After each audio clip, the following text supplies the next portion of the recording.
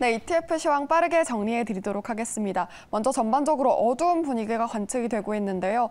어닝 시즌에 테슬라와 AT&T가 부진한 실적을 기록을 하면서 영향을 주고 있습니다.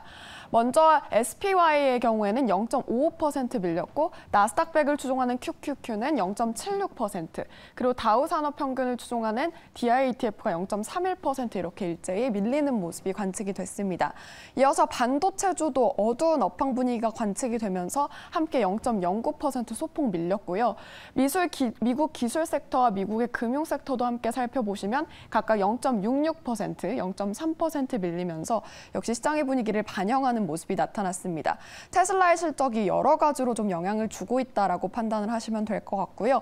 반면에 미국의 변동성은 크게 오르면서 3.19% 오른 모습이 나타났는데 최근에 변동성이 누그러지는 모습이었는데 다시금 부각되는 모습입니다.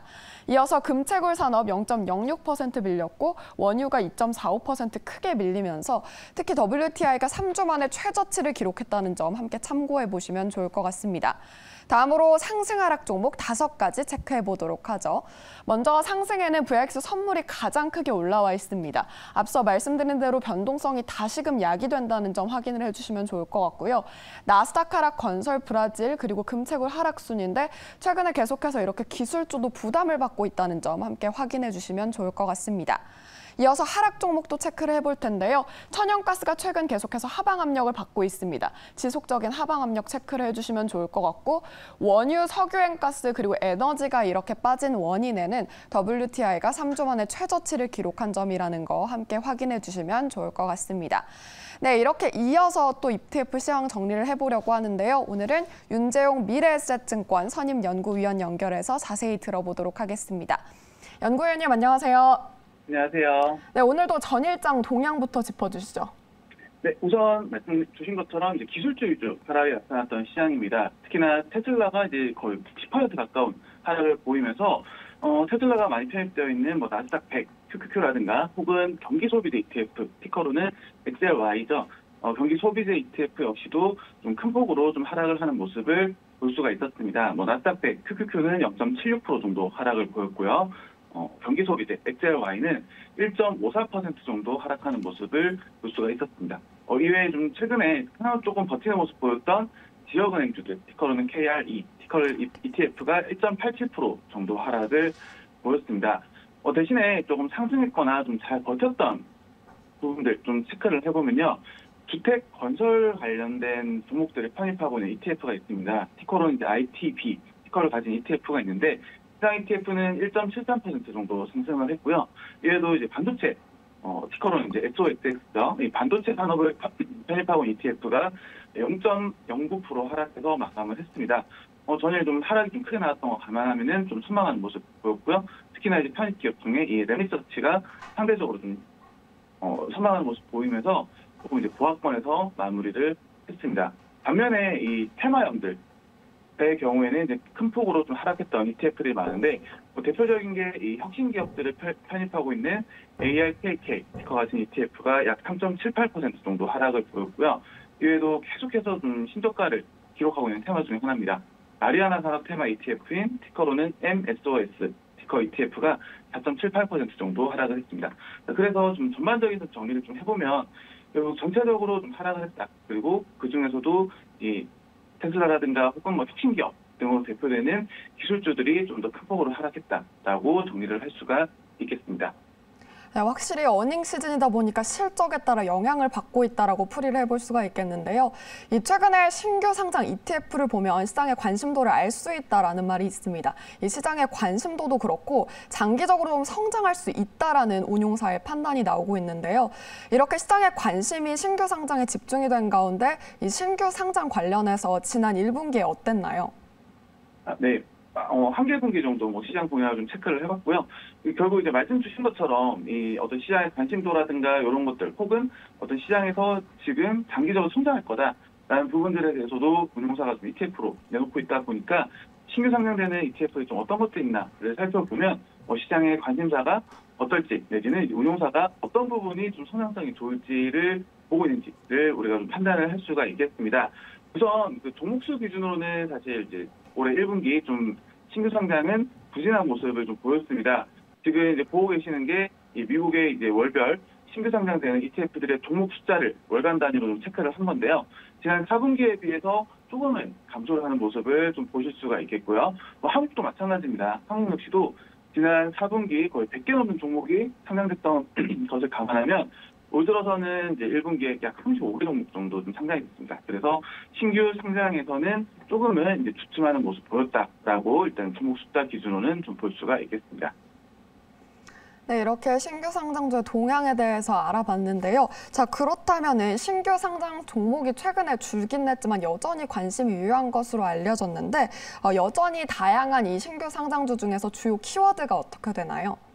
네, 우선 첫 번째 키워드는 이제 액티브 그리고 테마로 일단 먼저 말씀을 드릴 수가 있겠습니다. 자, 일반적으로 우리가 이제 알고 있는 ETF들은 보통 이제 패시브, 수동적인 형태의 ETF들입니다. 다시 말해서 규칙을 정하고 주기적으로 월간이 됐든 분기가 됐든 연간이 됐든 규칙적으로 종목들을 그냥 기계적으로 빼고 넣는 거죠. 그런데 지금 이제 화면 보시는 것처럼 미국의 경우에는 이 전체 ETF 중에서 액티브형, 다시 말씀드려서 운용사가 좀 더 적극적으로 개입을 해서 종목을 넣고 빼는 그런 형태의 ETF가 거의 절반 이상을 좀 차지를 하고 있습니다. 지금 이제 1분기 기준으로 봤을 때는 전체 신규 상장 ETF에서 62% 정도가 액티브로 좀 상장이 되고 있고요. 자, 여기서 우리가 좀 생각해 볼 수 있는 것은 시장이 좀 굉장히 빨라졌다. 특히나 테마형 내에서는 과거처럼 분기라든가 연간 단위로 종목을 넣고 빼기에는 시장 속도 자체가 너무 빨라졌다. 혹은 산업이 왔다 갔다 재편되는 속도가 굉장히 빨라졌다라고 좀 생각을 하실 수가 있겠습니다. 그래서 이렇게 액티브형 ETF들이 굉장히 많이 나온 이유는 산업 내 재편이 굉장히 빠르게 이루어지는 상황에 좀 적극적으로 대응을 할 수가 있도록 한다라는 것을 알 수가 있고요. 이외에도 이 테마형 ETF는 이제 1분기에 총 13개 종목이 신규 상장이 됐습니다. 과거 2020년 하반기 이후로부터 좀 평균적으로 봤을 때는 다소 좀 둔화된 상황이고요. 대신에 이제 과거의 어떤 혁신 기술 위주로 좀 ETF들이 좀 테마형 ETF들이 상장이 됐다라고 하면은 최근 들어서는 어떤 공급망 테마라든가 이런 식으로 어떤 매크로 혹은 시장 상황에 좀 빠르게 대응하기 위한 테마 ETF들도 많이 신규 상장이 되고 있습니다. 네, 액티브형 ETF 그리고 혁신 기술주도 짚어주셨는데 그렇다면 또 다른 특징은 어떤 게 있을까요? 네, 좀 신규 상장 내에서 전략 세분화가 좀 계속해서 좀 나타나고 있습니다. 이외에도 이제 특정 정당, 민주당이든 공화당, 정당 의원 혹은 의원들 배우자의 종목을 가져와서 운용하는 그런 형태도 있고요. 혹은 특정 인사, 짐 크레이머와 같은 특정 인사의 포트폴리오를 가지고 ETF를 또 상장시키기도 합니다. 이런 것들은 그냥 참고 삼아서만 좀 보시면 될 것 같고요. 큰 특징들 몇 가지 좀 살펴보게 되면 기존 영역 내에서 좀 세분화되는 경향들이 있습니다. 대표적으로 채굴 산업 내에서도 기존의 금이라든가 구리라든가 은이라든가 이런 것들 외에 니켈, 채굴 관련된 ETF들도 좀 상장을 보였고요. 이외에도 이제 구리 채굴 역시도 이제 중소형주 ETF가 좀 상장되는 모습을 볼 수가 있습니다. 그리고 이 기존 영역 내에서 ESG가 굉장히 큰 화두가 되고 있는데 ESG 관련된 섹터들을 추가해서 ETF들을 좀 상장을 시키는 모습 보실 수가 있어요. 대표적으로 이 나스닥 100 커버드 콜 ETF, 티커로 이제 QRD ETF가 있는데 나스닥 100에다가 이제 ESG를 추가한 다음에 커버드 콜을 구사하는 티커로 이제 QIL이라든가 이런 식으로 기존에 상장된 ETF에 ESG를 추가해서 또다시 ETF가 상장되는 그런 모습들도 좀 볼 수가 있고요. 지금 화면에서 보시는 표는 버퍼형이라고 해서 일정 구간 내에서는 이렇게 위아래를 좀 막아 나온 그런 형태의 전략을 이제 ETF로 상장시켜 놓은 거라고 보시면 될 것 같습니다. 특히나 이런 것들은 이제 옵션이라든가 이런 것들을 좀 붙이다 보니까 개인 투자자들이 접근하기 힘든 형태들을 ETF로 상장시켜서 우리가 좀 편리하게 투자할 수 있게끔 계속해서 상장이 이루어지고 있다라는 부분도 같이 말씀드릴 수가 있겠습니다. 네, 이렇게 옵션을 활용한 ETF까지 좀 다양하게 나와 있는 것 같은데요. 최근 이렇게 국내외 투자자들이 좀 채권에 대한 관심이 많아지고 있는 것 같은데 채권형 ETF는 어떤 거 좀 보면 좋을까요? 채권형 ETF, 미국에 대비해서도 한국에서 굉장히 높은 비중으로 상장이 됐습니다. 특히나 이제 올해 1분기 기준으로 봤을 때는 키워드는 장기물을 좀 꼽을 수가 있을 것 같아요. 지금 차트로 좀 보실 텐데 전체 상장 종목 내 채권형 비중, 한국 같은 경우는 1분기에 굉장히 높은 수치로 지금 치솟았습니다. 그래서 국내 투자자들이 그만큼 채권형에 대해서 관심이 많다. 그중에서도 이 장기물 관련된 채권형 ETF에 관심이 많다라는 부분들 좀 정리를 할 수가 있겠고요. 이제 한국에 신규 상장된 채권형 ETF들 좀 목록을 제가 좀 정리해봤는데 요거 좀 표로 보시게 되면 역시나 보시는 것처럼 어떤 원화 채권, 종합 채권이라든가 혹은 미국채 장기물 이런 미국채 장기물 같은 경우는 미국에도 상장이 안 되어 있는 경우들이 있어요. 그런데 한국에서는 이제 미국채 장기물, 특히나 30년 이상 장기물에 대해서 미국 국채 장기물 상장시킨다든가 혹은 장기물의 월배당이라든가 혹은 환해제조차 상장시킨다든가 이런 경우들도 있고요. 국내물에 대해서는 지금 세 번째 보시는 이 이자 불리고채 장기물 이게 채권에서 이자만 떼서 거래를 하는 건데 굉장히 이제 듀레이션이 30년 이상 되는 장기형 투자다라고 보시면 될 것 같습니다. 그래서 결론 지어서 말씀드리면 채권형 굉장히 많이 상장이 됐고요. 그 중에서도 장기물에 대한 관심도가 높았다 정도로 정리를 할 수가 있겠습니다. 네, 채권형은 미국보다는 국내에 대한 관심이 유효하다는 점 함께 짚어주셨습니다. 지금까지 윤재용 미래에셋증권 선임연구위원과 함께 ETF 시황 정리해봤습니다. 연구원님 고맙습니다. 감사합니다. 네, 지금까지 ETF 시황 살펴봤습니다.